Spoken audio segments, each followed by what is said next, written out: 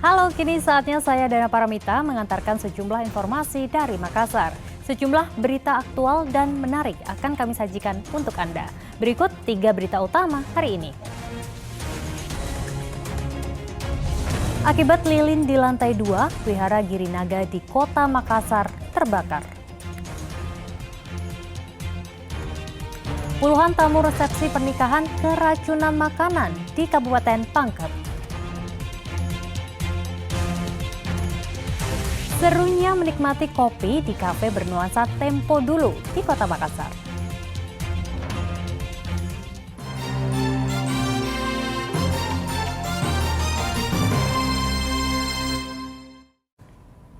Informasi pertama untuk Anda, Wihara Girinaga di Kota Makassar terbakar usai umat Buddha menyelesaikan ibadah di Hari Raya Waisak Senin malam.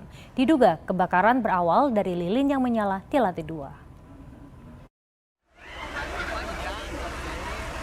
Belasan unit pemadam kebakaran tiba di Wihara Girinaga, Kota Makassar. Lantai 2 tempat ibadah umat Buddha ini terbakar pada Senin malam. Warga cukup ramai menyaksikan kebakaran yang terjadi di Wihara Girinaga yang terletak di Jalan Gunung Salahutu, Kelurahan Maradekaya, Kecamatan Makassar. Saat peristiwa terjadi, aktivitas ritual doa dan sembahyang dalam memperingati Waisak telah selesai. Wihara juga sudah kosong. Diduga api berasal dari lantai 2 wihara karena terdapat lilin di meja altar. Lelehan lilin diduga mengenai bunga plastik sehingga dengan cepat menyebar dan menghanguskan lantai 2 gedung tersebut. Warga yang melihat kepulan asap yang keluar dari gedung langsung memanggil security wihara. Yang terbakar lilin. Oh, lilin yang meleleh. Jadi untuk jelasnya nanti identifikasi yang datang ke sini menjelaskan. Kami sudah mengamankan TKP bersama anggota Polsek dan anggota Penikam Polrestabes Makassar. Ada korban tadi? Oh, tidak ada korban. Apa yang terbakar? Hanya lilin saja. Jadi lilin terbakar sehingga berasap. Tapi asap ngepul, akhirnya warga berbondong-bondong untuk menyiram air, naik ke atas. Kemudian pemadam datang, aman. Aktivitas ibadah tadi sementara berlangsung atau setelah sudah? Ibadah. Oh. Aktivitas ibadah selesai pukul 18.00. Oh. Anggota kita jaga di sini. Jadi selesai ibadah. Jadi tidak ada korban jiwa Tidak ada kan? korban. Aktivitas sekarang bagaimana Pak? Apa sebenarnya cepat berdapat? Kan kegiatan ibadah sudah tidak ada. Jadi hanya pembersihan saja. Setelah api dipadamkan, pengurus wihara langsung membersihkan barang yang hangus di meja altar. Polisi juga telah mendatangkan tim Inavis guna mencari tahu penyebab pasti kebakaran wihara. Setelah itu? Jadi saya langsung lari masuk di belakang ada lagi nanti di belakang itu. Nah, itu lantai 4. Besar tadi apinya, Pak? Tidak terlalu. Kira-kira apa saja tadi yang terbakar itu di atas? Lilin ya. Awal mulanya lilin itu yang terbakar. Terus apa namanya? Merembek. Perlengkapan ibadah lainnya ada yang terbakar? Perlengkapan ibadah lainnya seperti apa kan? Seperti ya. Perlengkapan untuk sembahyang ada yang terbakar? Tidak. Lilin saja. Oh, lilin. Dia merembek ke ini ke ada sound system dengan bunga. Oh, bunga. Nah itu dengan bunga yang dipajang itu yang seperti hasam begitu. Tidak ada korban jiwa dari peristiwa kebakaran itu, namun kerugian karena kebakaran ditaksir mencapai ratusan juta rupiah. Andi Muhammad Sardi melaporkan dari Kota Makassar. Kebakaran ini juga terjadi di sebuah rumah panggung di Kampung Garesi, Kabupaten Pinrang. Material bangunan yang mudah terbakar membuat rumah panggung itu habis terbakar dalam waktu sekejap.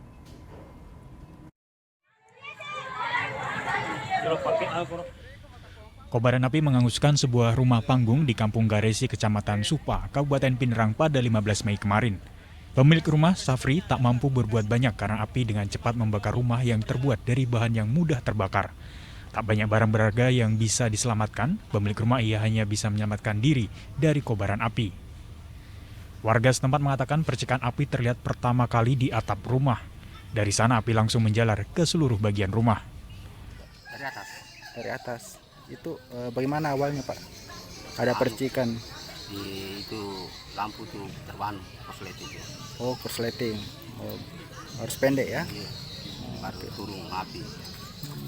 Seandainya dari bawah terbang itu atapnya itu. Komandan Regu 2 Damkar Kecamatan Matirobulu menduga sumber kebakaran berasal dari arus pendek listrik yang terdapat di dalam atap rumah.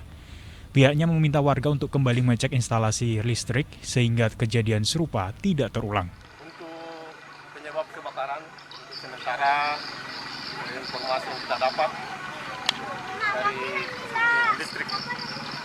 korsleting listrik, Dik? Ya, untuk sementara. Tapi kan kita tetap tunggu penyelidikan dari pihak kepolisian. Tidak ada korban jiwanya, Dik? Untuk korban jiwa, alhamdulillah tidak ada. Oh, tidak ada.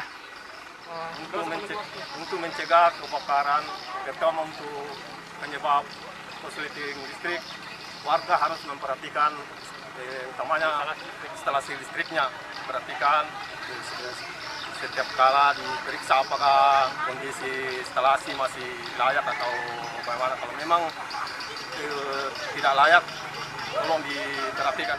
Meski tidak menimbulkan korban jiwa, peristiwa ini membuat pemilik rumah merugi hingga ratusan juta rupiah. Suardi Gatang melaporkan dari Kabupaten Pinrang.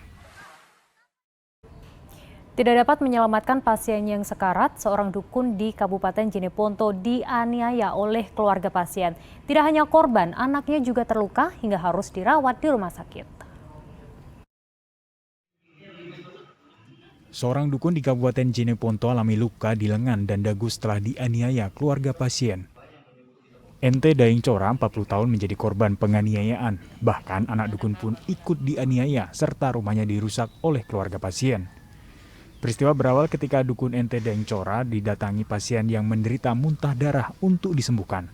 Namun pasien yang sudah sekarat meninggal sebelum mendapat perawatan. Keluarga pasien tak terima perempuan 58 tahun itu meninggal, lalu menuding dukun Ente menjadi penyebab kematian pasien.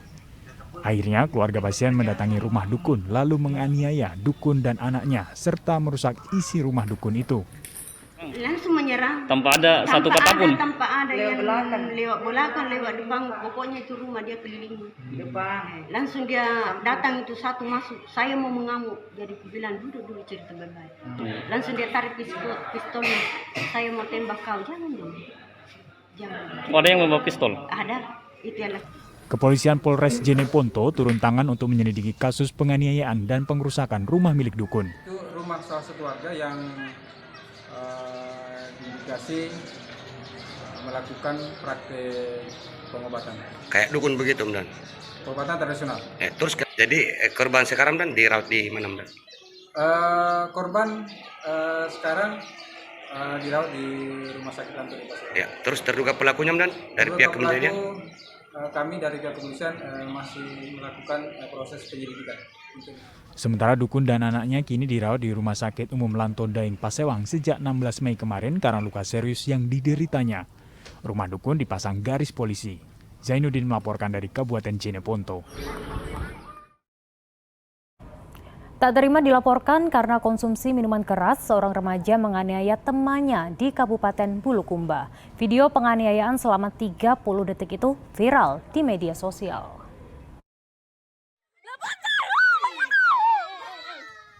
Video ini merekam penganiayaan seorang remaja perempuan ke temannya sendiri. Peristiwa terjadi di rumah korban di desa Bonto Tangga, Kabupaten Bulukumba. Remaja usia 16 tahun menganiaya temannya lantaran tak terima setelah korban melaporkan ke sepupu pelaku soal aksi minum minuman keras yang dilakukan pelaku. Akhirnya pelaku datang ke rumah korban ketika orang tua korban tak di rumah. Lalu menganiaya korban hingga direkam oleh temannya. Rekaman peristiwa yang terjadi pada 9 Mei lalu akhirnya viral di media sosial. Viralnya video penganiayaan itu membuat keduanya dipanggil polisi pada 16 Mei. Meski sudah diperiksa, polisi belum menahan pelaku karena masih menunggu hasil visum korban. Polisi juga terus menggali motif penganiayaan tersebut. Semua juga itu kita dapat pelakunya dan semua kita sudah interogasi sampai saya tapi dari korban kami tunggu juga hasil visumnya. Ada berapa orang yang dilapor itu, Pak? Jadi laporannya 2 orang. Korban sendiri ada? Korban sendiri 1 orang. Jadi ceritanya gini, saya keterangan dari terlapor, pelaku mengatakan bahwa dibilangi sama korban bahwa kalian itu sering ke kota minum-minum balok. Cerita ini sampai kepada pihak pelaku, akhirnya langsung mendatangi pihak korban dan melakukan penganiayaan. Apakah? Tapi sampai sekarang masih kita alami keterangan itu apakah sampai seperti itu. Oleh itu sampai sekarang masih kita lakukan penyidikan dan bukti-bukti yang kita kumpulkan. Apakah saat itu? Karena kedua korban masih di bawah umur, polisi menyiapkan pendampingan bagi korban dan pelaku. Andi Muhammad Sadi melaporkan dari Kabupaten Bulukumba.